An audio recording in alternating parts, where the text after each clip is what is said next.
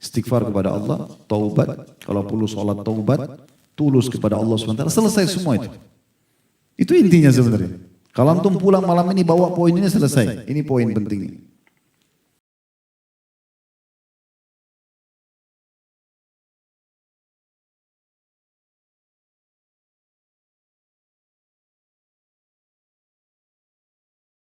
Assalamualaikum warahmatullahi wabarakatuh. Alhamdulillah atas nikmat Islam dan iman. Alhamdulillah atas nikmat kehidupan, nikmat kesempatan beramal saleh, nikmat juga bertaubat dari dosa-dosa. Alhamdulillah atas nikmat negeri yang kaya dan masyarakat yang dikenal dengan keramah tamahan. Alhamdulillah atas nikmat ilmu, harta, pasangan, keturunan dan semua nikmat Allah. Dari bab ini teman-teman sekalian, kita akan fokus membahas dua hal, yaitu tentang keridhaan seseorang yang bersifat pribadi terhadap sebuah dosa. Baik itu dia ridho dengan cara dia menikmati dan terus mengulang-ulangi dosa itu, sehingga keridhaannya kelihatan. Dia sangat menikmati dosa-dosa itu.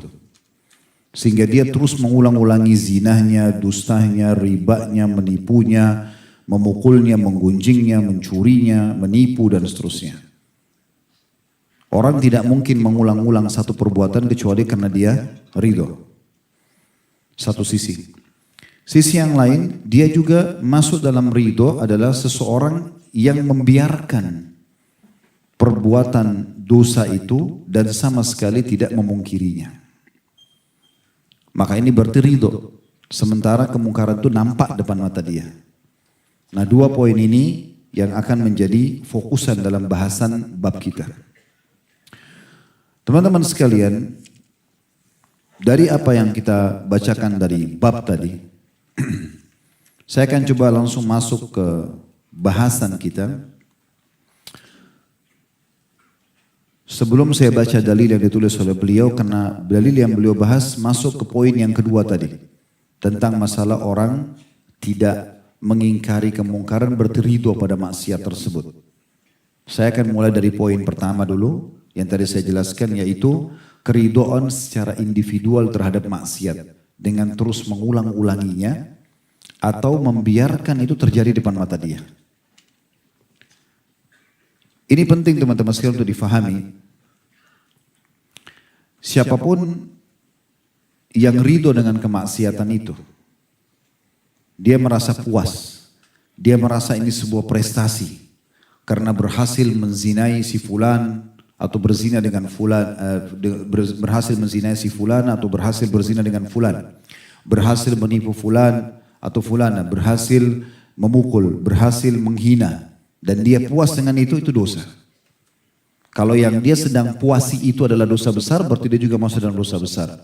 Kalau yang sedang dia puasi dosa kecil, berarti dia masuk dalam dosa kecil. Dan Allah Subhanahu wa taala melarang kita untuk itu. Dalilnya surah Al-Maidah, surah nomor 5 ayat 2, di mana Allah Subhanahu wa taala berfirman, A'udzu billahi minasyaitonir rajim. Potongan ayat ya, wala ta'awanu 'alal itsmi wal 'udwani wattaqullaha innallaha syadidul 'iqab. Jangan pernah kalian saling dukung-mendukung, saling ridho terhadap perbuatan dosa dan perbuatan pembangkangan. Dan bertakwalah kepada Allah, takut kepada Allah, hati-hati, jangan hukuman Allah datang. Sesungguhnya Allah sangat keras siksanya. Ini kekal dalam Al-Quran surah Al-Maidah ayat 2, potongan ini. Sebenarnya potongannya sebelum ini ada wa ta'awanu 'alal birri wat taqwa, berta'awunlah kalian, bekerjasamalah kalian, dukung-mendukunglah kalian dalam ketakwaan dan kebajikan. Lalu Allah mengatakan wala ta'awanu 'alal itsmi wal 'udwan, dan jangan pernah saling dukung-mendukung, saling ridho, saling bantu-membantu, saling membiarkan perbuatan dosa dan kemungkaran. Lalu Allah bilang bertakwa kepada Allah, hati-hati dengan kemungkaran dan kesalahan ini, sesungguhnya Allah sangat keras siksanya. Juga sabda Nabi SAW yang masyhur, man sanna fil islami sunnatan sayyi'atan kana alaihi wizruha wa wizru man amila biha min ba'dihi min ghairi an yanqusa min auzarihim syai'. Hadis sahih riwayat Muslim. Terjemahannya, dan siapa yang memberikan contoh terhadap satu perbuatan yang salah, maka dia akan panen dosa orang yang mengikutinya atau mencontohinya tanpa dikurangi sedikit pun dari dosa orang yang mengikutinya. Mungkin teman-teman bilang, Ustaz, hadits ini korelasinya apa? Kita akan jelaskan panjang lebar. Contoh misal teman-teman sekalian, kalau ada seorang pemimpin atau seorang tokoh atau orang tua, pemimpin perusahaan, pemimpin satu wilayah, pemimpin satu negeri, atau orang tua. Dia tokoh. Ditokohkan oleh masyarakatnya, ditokohkan oleh organisasi atau lembaganya, atau ditokohkan oleh anak-anaknya kalau orang tua. Dia buat satu perbuatan mungkar. Dan dia ridho dengan perbuatan itu. Dia anggap biasa saja. Dia berzina, dia mabuk, dia narkotika, dia menggunjing orang, dia memfitnah orang. Posisi dia sebagai tokoh. Bawahannya melihat itu. Dia sebenarnya tidak suruh bawahannya buat itu. Dia nggak bilang contohin saya ya, enggak. Tapi perbuatannya di depan mereka. Dan dia enjoy aja kesalahan itu. Begitu juga dengan orang tua, dia buat kesalahan-kesalahan. Dia tidak suruh anaknya berbuat salah, tapi dia perlihatkan kepada anaknya dan dia biarkan, dia nikmati itu. Maka ini sama dengan memberikan contoh buruk tadi dalam hadis. Karena dia sekarang jadi suri tauladan. Pemimpin diangkat untuk menjadi suri tauladan. Orang tua dijadikan sebagai orang tua dan Allah amanahkan kita anak untuk menjadi suri tauladan. Jadi dengan antum berbuat kemungkaran lalu dibiarkan, tidak suruh orang tapi dicontohkan kepada orang lain, maka masuk dalam hadis ini. Artinya kalau ada bawahan kita yang mengatakan, oh atasan saya aja buat kok. Walaupun atasan tidak suruh, dia panen dosanya. Kalau ada anak-anak mengatakan, oh orang tua saya aja buat. Orang tua saja saya begini dan begitu. Orang tuanya tidak suruh, tapi karena dia posisi orang tua sebagai tokoh, maka dia panen dosanya. Setiap kali dikerjakan perbuatan dosa itu, maka dia panen. Walaupun dia tidak suruh. Di sini poin penting teman-teman, apalagi kalau dia suruh. Gak apa-apa ambil aja nih uang korupsi. Bagi-bagi, nggak apa-apa begini, nggak apa-apa begitu. Orang tuanya mengatakan kepada anaknya, lakukan saja, nggak masalah. Ayah dukung, ibu dukung, itu lebih besar lagi dosanya. Dia diam saja, tapi posisi dia sebagai tokoh, berarti dia ridho dengan perbuatannya dan akhirnya orang lain bebas mencontohinya, sudah cukup dia panen dosa semua orang yang mengikutinya. Ini bahaya sekali teman-teman sekalian, peka sekali bahasan. Saya melihat setelah saya telusuri bab ini, peka sekali beliau susun ini. Mirip dengan kalau orang, posisi antum juga sama tokoh, kalau kita balik ya, antum berbuat kebaikan. Antum bersedekah, antum santun, antum ramah sebagai pemimpin. Ya, selalu baik sama orang, memaafkan, dermawan segala macam. Sebagai orang tua juga begitu. Antum gak suruh orang lain contohin, tapi orang lihat orang jadi contohin. Dapat pahala gak? Dapat pahala walaupun kita tidak menyuruhnya. Karena kita sudah menjadi suri tauladan. Ini istilahnya kalau dalam alam dakwah ini dakwah bil hal. Dakwah dengan keadaan kita. Kadang-kadang keadaan kita kalau kita ikhlas mengerjakan satu perbuatan teman-teman sekalian dari kebaikan itu Allah jadikan contoh buat orang. Banyak orang contohin mungkin dari penampilan, dari tutur kata, dari apa saja. Orang jadikan contoh itu sudah cukup pahala. Padahal kita tidak dakwahin dia. Nah begitu juga kalau perbuatan mungkar. Maka hati-hati teman-teman. Makanya kalau ada orang pun terjerumus dalam perbuatan dosa, dia punya kewajiban antara dia sama Tuhannya untuk dia tutupi kesalahan tersebut. Dia lindungi, dia enggak pamer, dia enggak bangga, dia enggak ridho. Supaya Allah mudah maafkan. Jelas ini ya? Nah ini poin yang perlu difahami. Kemudian teman-teman sekalian, orang yang menikmati dosa ini tanpa sama sekali memungkirinya atau merasa ini beban. Ya. Kalau ada orang misalnya dia berbohong, dia berzina, dia menggunjing, tapi dia ikuti dengan penyesalan. Dia tahu ini salah. Terus dia berusaha mengikuti penyesalan itu dengan bertobat atau minta maaf, ini positif. Bukan kita bolehkan dia berbuat dosa itu, tapi ini berarti positif.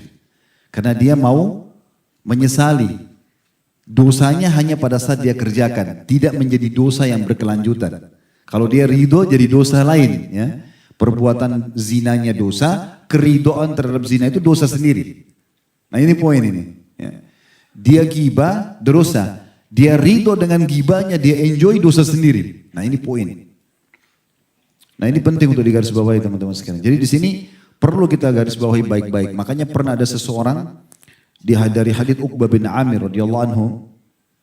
Beliau mengatakan satu hari dia bertanya, Uqbah bin Amir bertanya kepada Nabi SAW, ya Rasulullah, apa dan bagaimana keselamatan itu?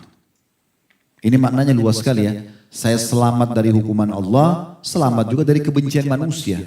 Baik di dunia maupun di akhirat. Gak ada musuh saya, gak ada masalah.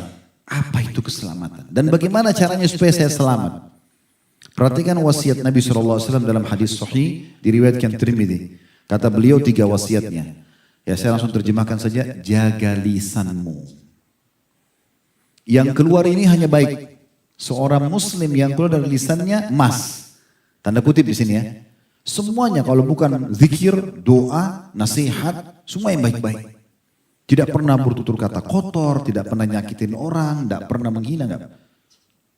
Ini sesuai dengan hadis Nabi SAW, hadis yang sahih riwayat Bukhari Muslim. Man kana yu'minu billahi wal yawmil akhir falyakul khairan aw liyasmut. Siapa yang mengaku, mengikrarkan dalam dirinya beriman kepada Allah, yakin Tuhannya Allah ada dan juga hari akhir, ngejar surga, maka dia hanya mengucapkan yang baik atau dia diam saja. Diam itu betul-betul luar biasa. Kalau kita tidak butuh jangan bicara. Sampai seorang salaf menasihatin seseorang yang lain di depannya mengatakan, ingat Allah memberikan kita 2 kuping dan 1 lisan supaya kita lebih banyak mendengar daripada ngomong. Orang banyak ngomong lebih banyak mendengar. Allah kasih 2, bisa saja Allah kasih 1 kuping, tapi kenapa Allah kasih kita 2 kuping 1 lisan supaya lebih banyak mendengar? Ada seseorang di majelisnya, Iyas Al-Muzani rahimahullah, seorang ulama tabi'in. Dia pernah ada orang di majelisnya sebelah ujung, sudah bertahun-tahun belajar sama beliau, nggak pernah bertanya, nggak pernah ngomong. Iyas penasaran, dia tanya setelah sekian tahun, semua orang bertanya kecuali Anda, kenapa? Kata Iyas, dia berikan saya jawaban yang saya selalu nukil jawaban itu. Saya jadi belajar dari orang itu. Dia mengatakan, saya mendengar, maka saya dapat manfaat. Dan saya diam, maka saya selamat. Artinya dengar, kalau itu baik kita ambil. Kalau tidak baik ya sudah, kita tinggal sortir aja kan. Kan dengar. Dan saya diam, saya bicara yang penting saja, maka saya selamat. Kita sudah pernah titik beratkan di beberapa dosa yang lalu ya. Semoga Allah selamatkan tentang masalah lisan.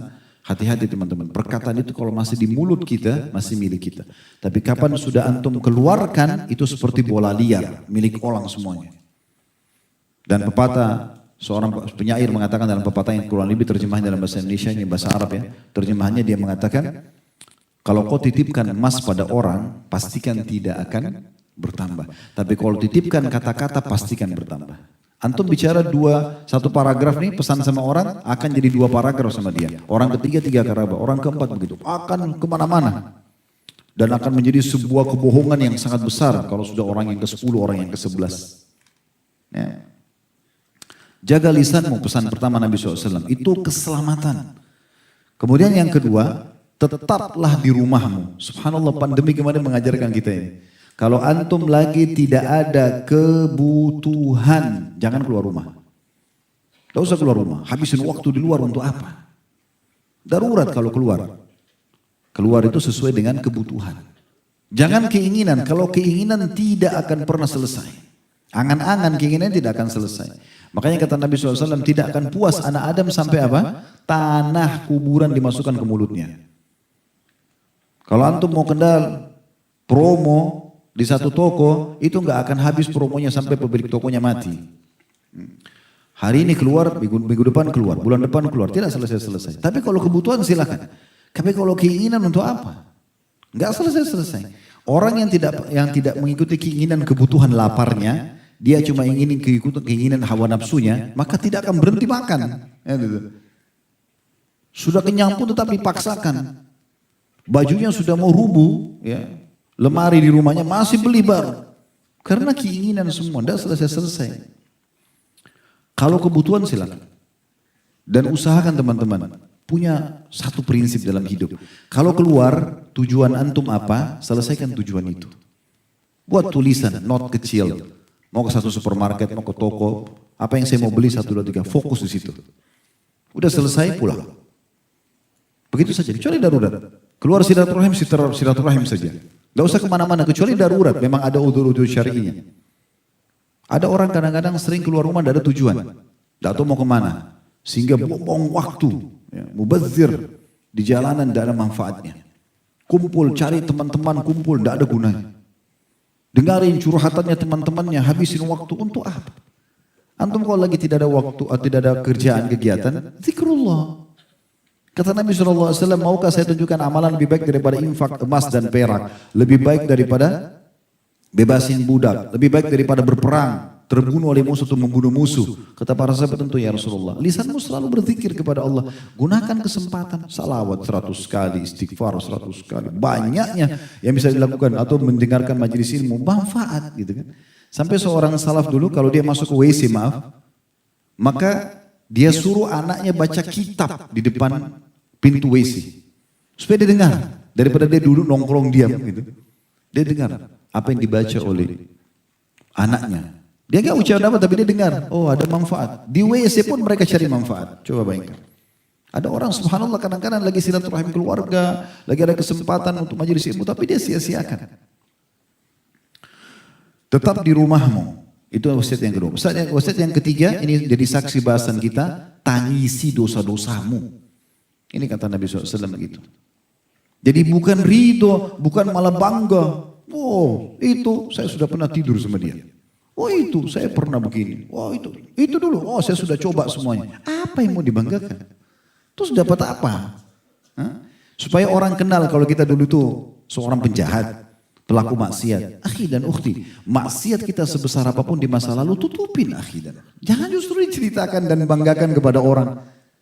Saya pernah bertemu orang begitu dengan bangganya, oh dulu tuh masa lalu saya semuanya. Terus apa?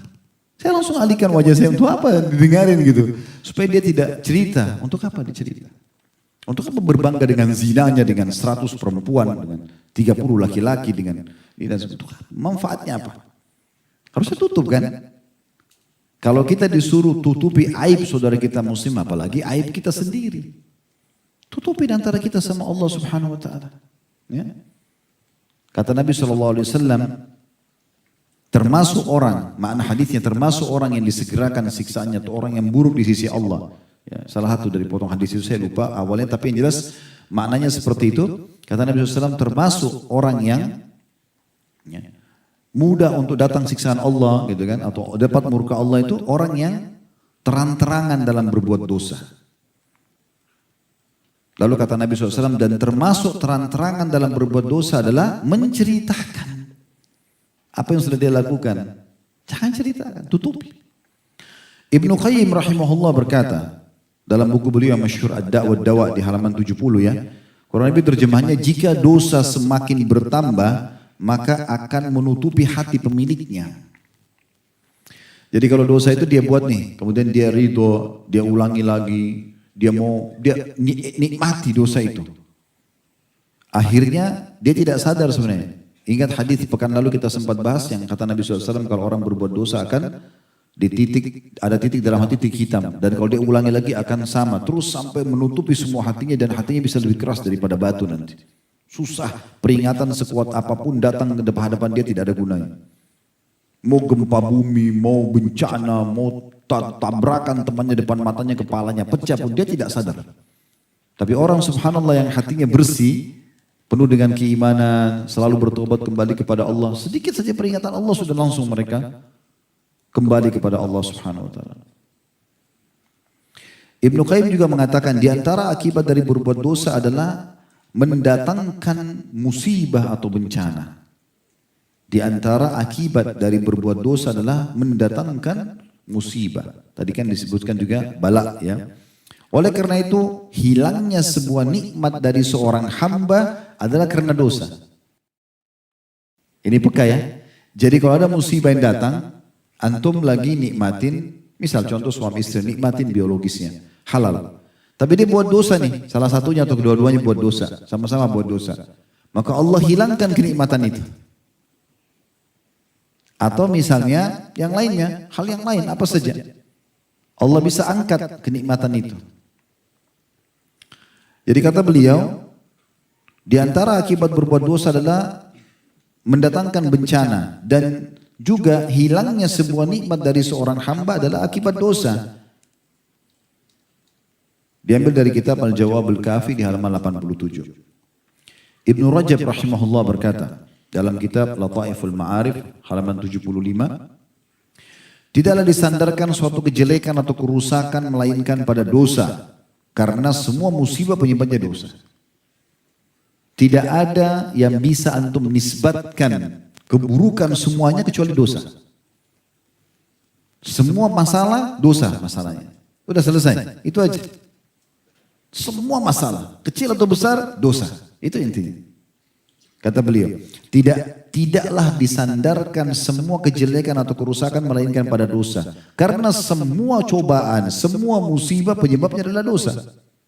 Selesai. Sederhananya begitu. Ya. Jadi apapun yang sedang datang kepada kita sebagai ujian yang kita rasakan teman-teman, yang paling pertama ya, introspeksi diri dulu. Istighfar kepada Allah. Tidak usah cari kenapa orang ini ghibah saya, kenapa orang ini fitnah saya, kenapa orang ini ambil barang saya, kenapa orang ini tidak bayar utang, kenapa orang ini sakiti saya. Lupain semua itu. Karena itu semua datang sebabnya dari antum. Dosa dari sini. Istighfar kepada Allah, taubat. Kalau perlu sholat taubat, tulus kepada Allah SWT. Selesai semua itu. Itu intinya sebenarnya. Kalau antum pulang malam ini bawa poin ini selesai. Ini poin pentingnya. Ada hadis Al-Ursh atau Al-Urs ya, bin Amir Al-Kindi radhiyallahu anhum. Beliau menyampaikan dari Nabi SAW, hadis ini diriwayatkan oleh Abu Daud dan juga disahihkan oleh Syalbani dalam Sahih Abu Daud ya. Beliau mengatakan, kata Nabi SAW, "Idza umilatil khati'atu fil ard."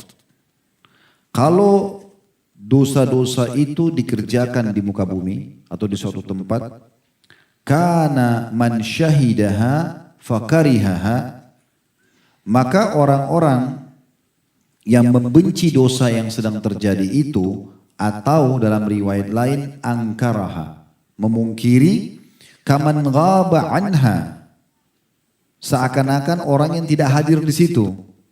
Wa man ghaba anha faradiha kana kaman syahidaha. Namun sebaliknya kalau ada orang tidak hadir di tempat maksiat itu, tapi dia ridho dengan maksiat itu, dianggap itu sebuah prestasi, oke saja, nggak masalah. Temannya buka ini tempat maksiat, dia oke saja. Maka dia juga seperti orang yang hadir dan melakukan dosa itu. Ini sabda Nabi SAW.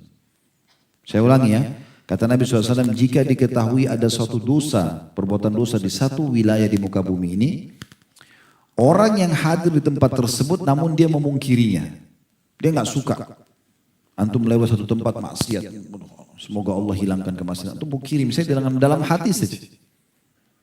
Dan kita tidak punya kekuatan tangan, tidak bisa nasihat, dalam hati saja. Dan saya yakin teman-teman, sekian Masya Allah berapa ribu orang hadir ini. Kalau kita semuanya melewatin satu tempat kemungkaran dan kita semuanya sepakat dengan doa saja, ya Allah hilangkan kemungkaran ini. Satu orang diijabah sudah selesai sebenarnya. Dan itu sudah cukup kita lepas dari hisab Allah SWT hari kiamat. Kata Nabi SAW, saya ulangi, jika diketahui ada suatu perbuatan dosa di satu tempat, orang yang hadir di tempat tersebut namun ia membenci perbuatan dosa tadi, dalam riwayat lain ia memungkiri perbuatan dosa itu, maka ia seakan-akan tidak hadir di situ. Dia selamat dari situ. Kalau Allah datangkan hukuman, ya, Allah tanya hari kiamat, dia selamat karena dia pungkiri. Antum lihat pelang iklan kemungkaran, antum lihat orang lagi ciuman di pinggir jalan, oh ya Allah hilangkan kemungkaran. Antum aman sudah selamat. Namun kata Nabi SAW, orang yang tidak hadir di tempat tersebut hanya saja meridhoi perbuatan dosa itu. Antum lagi nonton TV, ada satu kemungkaran terjadi, orang mabuk-mabuk pesta di satu negara. Enak bener, coba saya di sana saya juga ikut-ikutan. Tahun baru, mabuk-mabukan, peluk-pelukan, buat maksiat. Atau ada tontonan tentang orang di diskotik, apalah. Lalu dia ridho dengan itu, dia tidak hadir. Kata Nabi SAW. Ya. Dan bila ada orang yang tidak hadir di tempat dosa itu, namun meridhoi perbuatan dosa tersebut, maka ia sama seperti orang yang hadir di tempat itu. Nah ini bahasan kita tentang masalah ridho dengan dosa itu. Bahaya sekali. Jadi memang kita betul-betul, kita pun tidak lakukan, tidak boleh kita ridho orang lain lakukan. Kita tidak suka dengan itu, supaya kita selamat. Ada sebuah riwayat Bukhari, Nabi SAW mengatakan, Allah pernah mengutus Jibril alaihissalam mendatangi satu wilayah untuk dihancurkan. Karena banyak maksiatnya gitu. Lalu Jibril alaihissalam kembali kepada Allah lalu mengatakan, ya Allah, sesungguhnya ada hambamu fulan, orang soleh, ada di situ. Kata Allah Subhanahu wa taala, mulai dari dia dulu. Hukuman itu mulai dari dia dulu. Karena dia tidak pernah amir ma'ruf, tidak pernah nahi mungkar. Dia mau selamat sendiri masuk surga. Tidak pernah dia pungkiri sama sekali. Dia hadir di satu tempat tapi dia tidak pungkiri. Maka dia sama dengan pelakunya. Allah suruh dia duluan disiksa, baru orang-orang yang berbuat maksiat itu. Coba bayangkan bahayanya itu. Jadi hati-hati teman-teman sekalian. Syekh Abdul Muhsin Al-Abbad, hafizahullah. Ini salah satu ulama yang hidup di masa kita sekarang, Masya Allah, Allah berkahi umurnya. Dan anaknya beliau sudah profesor gitu kan. Profesor Dr. Abdul Razak, yang masyhur sering datang ke Indonesia juga. Ini ayahnya masih mengajar di Masjid Nabawi. Beliau mengatakan makna hadits tadi yang baru kita bacakan, annahu ka'annahu lam yaraha li'annahu ra'a syai'an wa ankara. Kenapa Nabi SAW mengatakan orang yang hadir tapi dia pungkiri, tapi seakan-akan dia tidak hadir di situ karena dia memungkirinya. Maknanya orang yang membenci maksiat yang ia lihat dianggap seakan-akan bukan orang yang melihatnya. Fahuwa mithal ladzi lam yara, dia seperti orang yang tidak lihat kemungkaran itu, karena begitu dia tahu dia langsung pungkiri. Li'annahu salima bihadzal inkar, dan dia selamat karena memungkiri kemungkaran tersebut. Kemudian beliau juga mengatakan, idza sami'a bi amrin qad hasala wa huwa ghaibun anhu, jika seorang mendengarkan suatu perkara maksiat yang telah terjadi, walakinnahu a'jabahu kana kaman syahida, tapi dia kagum dengan maksiat itu, maka sama dengan orang yang melihatnya, menyaksikannya. Li'annahu radiya bil amr munkar, karena dia ridho dengan perbuatan mungkar itu. Wa radiya bil amr muharram, dan dia ridho dengan perbuatan yang telah Allah haramkan. Fahuwa bihadzal ridha wa bihadzal farah was surur, maka dia dengan keridhoannya itu dan kegembiraannya itu, lihusulihi ragma gaibati kalladhi hadara au syahid. Dengan kegembiraannya itu, dengan keridhoannya itu, ya, yang dia rasakan, yang dia pertahankan, maka walaupun dia tidak hadir di situ, sama saja kalau dia sedang hadir. Maka ini poin penting sekali untuk digarisbawahi. Berulang kali Allah datangkan peringatan-peringatan teman-teman kepada kita, semua itu untuk menakut-nakuti memang. Kayak kita takut ketahuan kalau mau buat dosa secara individu, atau datangnya musibah-musibah yang besar, itu semua untuk memang Allah takut-takutin kita. Itu Allah sebutkan dalam Al-Quran, antum bisa lihat dalam surah Isra, surah nomor 17 ayat 59.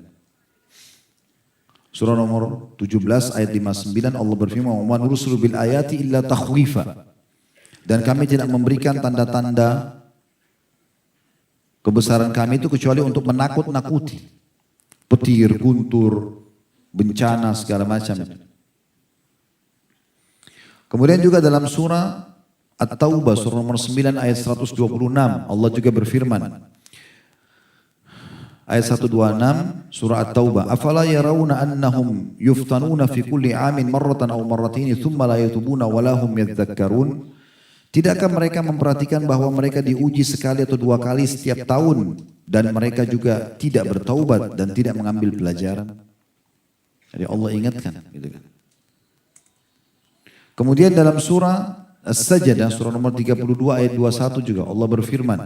As-Sajdah 32 ayat 21. Walanudhiqannahum minal adzabil adna dunal adzabil akbari la'allahum yarji'un. Dan kami pasti akan memberikan kepada mereka sebagian azab kami di dunia sebelum datang azab yang besar, agar mereka kembali ke jalan yang benar. Kemudian surah Yunus surah nomor 10 ayat 13 Allah juga berfirman, walaqad ahlaknal quruna min qablikum lamma zalamu wa ja'atuhum rusulun bil bayyinati wa ma kanu liyu'minu kadzalika najzil qaumal mujrimin. Surah Yunus surah nomor 10 ayat 13. Dan sungguhnya kami tidak membinasakan umat-umat sebelum kamu hai umat Muhammad. Ketika mereka berbuat kezaliman pada rasul-rasul mereka telah datang kepada mereka dengan membawa keterangan yang nyata, tapi sekali-kali mereka tidak mau beriman. Demikianlah kami memberikan balasan kepada orang-orang yang berbuat dosa. At-Tabari berkata, rahimahullah, dalam tafsir beliau di jilid 17 halaman 478, bahwa pernah terjadi gempa di Kufah pada masa Abdullah bin Mas'ud radhiyallahu anhu. Gempa terjadi di masa itu di Irak. Maka Abdullah bin Mas'ud berkata pada saat gempa terjadi, wahai sekalian manusia, sesungguhnya Allah menginginkan kalian bertaubat kepadanya, maka segeralah kembali kepada Allah. Kita kan kalau gempa sibuk ambil handphone, nah ini gempa nih di sini, diheboin. Bukannya kembali kepada Allah. Kenapa bumi bisa goncang? Dosa. Nggak ada yang lain. Itu saja poinnya. Ya. Ibnul Jauzi juga menukil dalam Zadul Masir. Ya. Fi ilmu tafsir di jilid 2 halaman 486 bahwa Abdullah bin Zubair radhiyallahu anhu setiap kali mendengar suara guntur. Tadi kan Abdullah bin Mas'ud tuh, kalau gempa, dia ingatkan, hai manusia sadarlah, Tuhan kalian ingin kalian tobat dengan gempa ini. Kalau Abdullah bin Zubair, setiap kali dengar guntur, kita kan biasa kalau musim hujan dengar guntur, sebentar lagi masuk musim hujan kita dengar guntur. Maka beliau mengatakan, innahu wa'idun syadidun li ahlil ard. Ketahuilah ini peringatan yang sangat jelas dan keras ya, kepada penduduk bumi. Jadi ini artinya, bukan sembarangan ini pasti ada sebabnya suara guntur menggelegar begitu tuh. Itu bukan cuma sekedar fenomena alam, kita bukan orang ateis. Kita orang beriman kepada Allah, kita tahu ada Tuhan kita yang mengatur semua alam semesta ini. Maka ada sebabnya kenapa guntur itu datang. Abdullah bin Zubair memberikan pelajaran kepada kita, dan itu disebutkan oleh Ibnu Qayyim al-Jauzi atau Ibnu Jauzi rahimahullah, bahwasanya ini adalah peringatan tegas dan keras dari Allah yang ada di langit sana kepada penduduk bumi. Harus segera taubat. Baik, ini baru poin pertama ya, kita coba masuk ke poin kedua, mungkin lebih ringkas poin keduanya. Tadi saya bilang judul kita mengandung dua makna ya. Makna yang pertama adalah orang yang tidak mengingkari kemungkaran, orang yang ridho dengan perbuatan dosa. Ya, dia puas, dia menikmati dosa-dosa, bukan dia menyesal. Nah ini semua tadi panjang lebar penjelasannya. Yang kedua teman-teman adalah apa yang diinginkan oleh penulis di sini. Yaitu dia tidak ingkar mungkar terhadap perbuatan maksiat tersebut. Nah ini berarti perbuatan orang lain. Kalau tadi kan dia secara pribadi, ya, dia ridho dengan perbuatannya, dia puas, dia malah berbangga-bangga dengan cerita maksiatnya. Nah ini tadi yang sudah kita panjang lebar jelaskan. Itu poin. Poin yang lain adalah masuk dalam masalah ini, dan ini yang beliau titik beratkan adalah orang yang tidak mengingkar mungkar. Baik. Beliau mengangkat hadis Nabi SAW diriwayatkan oleh Al-Haythami dalam kitab Al-Majmu' jilid 7 halaman 275 dan menisbatkannya kepada At-Tabarani. Ya. Dan beliau mengatakan semua perawi hadisnya thiqah, terpercaya atau sahih. Juga Al-Albani menyebutkan dalam Syu'abil Iman di nomor 7588 dan ini tentu disahihkan. Hadis Nabi SAW dari Abdullah bin Mas'ud, bukan hadis Nabi SAW, perkataan Abdullah bin Mas'ud radhiyallahu anhu. Beliau mengatakan, halakta illam ya'rif qalbukal ma'rufa wa yunkiril munkar. Artinya, pastikan engkau akan binasa jika hatimu tidak mengetahui mana yang ma'ruf dan tidak mengetahui mana yang ma'ruf dan tidak mengingkari mana yang mungkar. Ini yang beliau jadikan dalil ya, pertama tentang masalah dosa besarnya orang yang ridho dengan kemaksiatan. Hadis riwayat perkataan beliau, kalau kau tidak tahu, hatimu tidak tahu mana yang ma'ruf, mana yang baik dan tidak pernah ingkar mungkar, kau biarkan saja kemungkaran terjadi, maka berarti kau akan binasa. Juga diriwayatkan oleh Imam Muslim dari Abdullah bin Mas'ud radhiyallahu anhu, masih perkataan riwayat dari Abdullah bin Mas'ud, tapi ini sabda Nabi SAW. Beliau mengatakan, ma min nabiyyin ba'athahu Allah fi ummatin qabli. Tidak ada nabi-nabi yang diutus untuk umat sebelumku, kata Nabi SAW. Illa kana lahu min ummati hawariyuna wa ashabun ya'khuduna bi sunnati wa yaktaduna bi amrih. Kecuali pasti nabi-nabi tersebut ada di kalangan pendamping-pendampingnya, umatnya ya, yang hawari, kayak pengikut setia. Dan para sahabat-sahabatnya mengambil sunnahnya dan meneladani perintahnya. Thumma innaha takhlufu min ba'din khulufun yaquluna ma la yaf'aluna wa yaf'aluna ma yu'marun. Kemudian setelah mereka wafat, ada di antara sahabat-sahabat Nabi itu sudah wafat dan muncul generasi setelahnya, datang para pengganti yang mengatakan perkara yang tidak mereka lakukan dan melakukan yang tidak diperintahkan. Jadi dua hal ya. Mereka mengatakan perkara yang tidak mereka lakukan. Mereka bilang sholatlah, puasalah, tapi mereka sendiri tidak lakukan. Dan mereka melakukan yang tidak diperintahkan. Ini poin garis bawah itu teman-teman. Ternyata masuk dalam pelanggaran kalau sesuatu yang tidak diperintahkan oleh Allah dan Rasulnya. Siapa yang melakukan itu berarti dia termasuk pelanggaran. Ini kata Nabi SAW. Barang siapa, kata Nabi SAW, faman jahadahum biyadihi fahuwa mu'min. Siapa yang memungkiri mereka dengan tangannya, maka dia seorang mukmin. Seorang ayah, dia berhentikan anaknya dari perbuatan yang salah, pelanggaran-pelanggaran gitu kan. Seorang pimpinan kepada bawahnya, pemerintah kepada masyarakatnya misalnya. Maka dia orang beriman. Wa man jahadahum bilisani fahuwa mu'min. Siapa juga yang memungkiri kemungkaran mereka itu dengan lisannya, maka dia juga termasuk seorang mukmin. Wa man jahadahum biqalbi fahuwa mu'min. Dan siapa yang memungkiri dengan hatinya, maka dia juga adalah orang mukmin. Wa laisa wara' dzalika minal imami habbatu khardal. Dan ketahuilah tidak ada lagi keimanan sebesar biji sawi pun selain itu. Saksi bahasan kita teman-teman dari hadis ini adalah masuk dalam bab ini tentang masalah orang yang ridho dengan kemaksiatan. Dia tidak mungkar, dia tidak ingkar mungkar. Dia tidak luruskan. Kalau bisa dengan tangan dia lakukan, kalau tidak maka dengan lisan, kalau tidak maka dengan hatinya. Ya, ikut kembali seperti hadis yang masyhur. Man ra'a minkum munkaran falyughayyirhu biyadihi, siapa yang lihat kemungkaran dia harus ubah dengan tangannya. Fa in lam yastati' fa bilisani, kalau tidak mampu maka dengan lisannya. Fa in lam yastati' fa biqalbi, dan kalau tidak mampu maka dengan hatinya. Wa dzalika adhaful iman, dan itu selemah-lemah iman. Jadi jangan pernah antum lewatin satu kemaksiatan kecuali pungkiri. Supaya kembali tadi ke statement yang sudah kita sampaikan ya, hadits Nabi SAW sebelumnya. Kalau antum biarkan, berarti antum seakan-akan juga meridhoi, mendukung, minimal dalam hati. Katakan ya Allah, ya hilangkan kemungkaran ini, gitu kan? Supaya antum lepas dari tanggung jawab di sisi Allah Subhanahu Wa Taala. Apalagi amar ma'ruf nahi mungkar ini yang wajib yang pertama. Ada orang tidak sholat, antum bilang sholat akhi, sholat ukhti, udah, antum gugur tanggung jawabnya setelah itu. Yang kedua, yang ketiga sunnah. Orang buat salah, zina, riba, antum nasihat ini nggak boleh, ini haram, sudah gugur tanggung jawab antum. Tapi jangan sama sekali nggak dipungkiri. Seingat saya ada sebuah athar disebutkan, kalau orang yang berbuat mungkar itu tidak diingatkan, maka dia akan datang di depan Allah di mahkamah Allah di kiamat sambil mencekik orang yang melihatnya itu sambil mengatakan, ya Allah, orang ini lihat saya buat mungkar, dia tidak pungkiri, maka saya tuntut dia sekarang. Jadi orang yang buat salah itu kalau kita tidak pungkiri, dia malah tuntut kita hari kiamat. Dia biarkan saya salah ini. Nah, walaupun dia tetap dihukum, tapi kita pun kena hukuman. Oleh karena itu tidak bisa kita ridho dengan kemaksiatan. Harus kita pungkiri, walaupun hanya dengan hati. Apakah secara langsung kita lihat hadiri di situ, di lokasi, atau hanya tontonan kayak kita sekarang.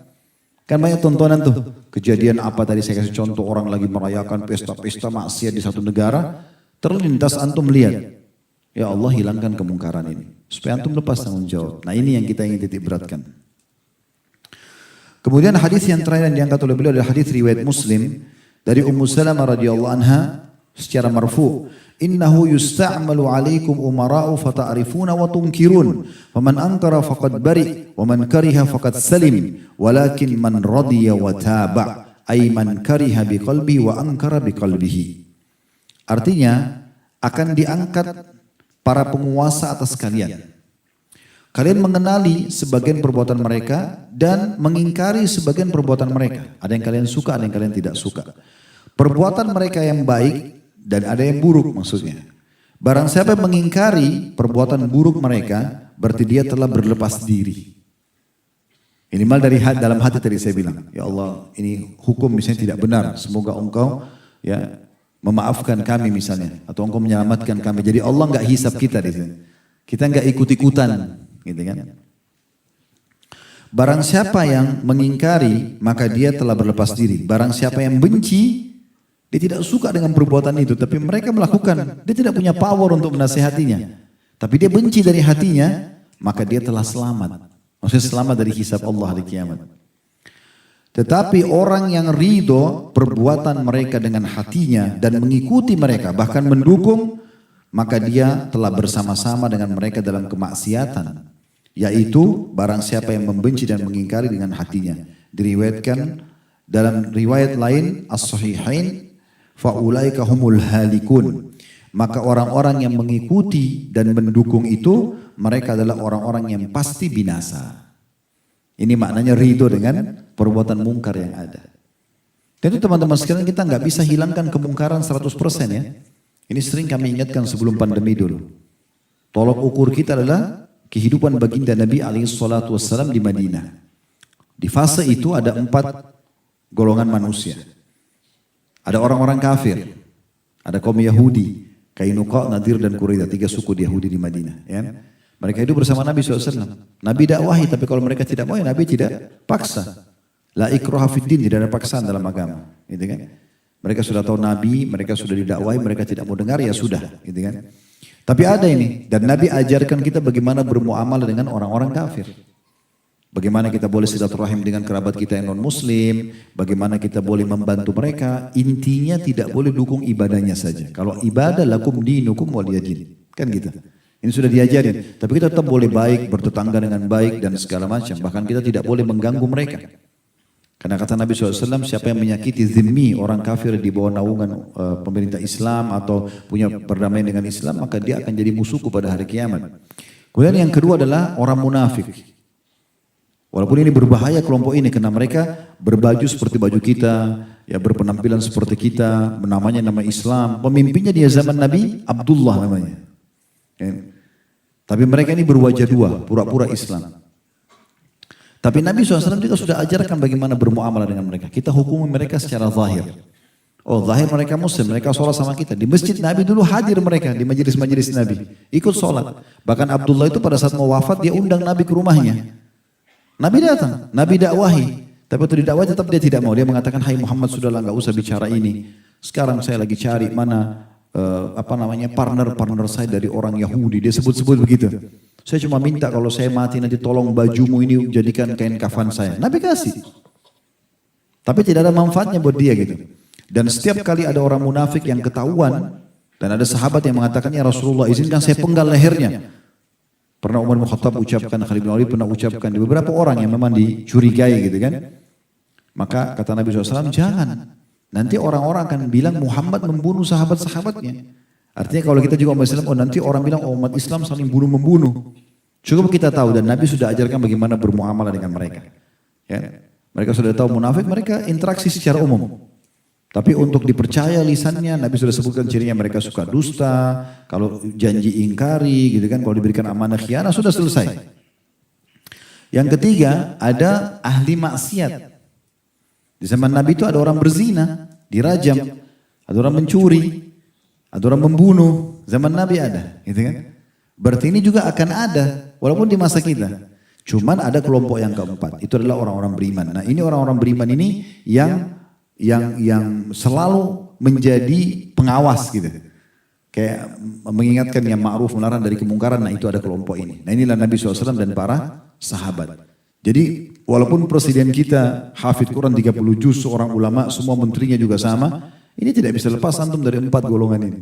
Akan ada interaksi sama orang-orang non-muslim. Kecuali antum hidup di akhir zaman nanti semuanya setelah di masa Nabi Isa, dalam tanda-tanda hari kiamat orang semua masuk Islam itu lain. Gitu kan. Tapi setelah itu pun akan terjadi lagi fase di mana orang-orang kembali kepada dosanya gitu kan. Begitu disebutkan dalam kisah tanda-tanda hari kiamat. Ini panjang kalau kita ingin ceritakan, tapi yang jelas seperti itulah. Kemudian juga akan ada orang munafik. Kemudian ada juga orang-orang yang bermaksiat. Tapi kita menjadi kelompok yang keempat, orang-orang yang beriman yang amar ma'ruf nahi mungkar. Minimal tadi sudah kita bahasakan dalam hati supaya kita tidak ridho dengan perbuatan mungkar tersebut. Allahu a'lam.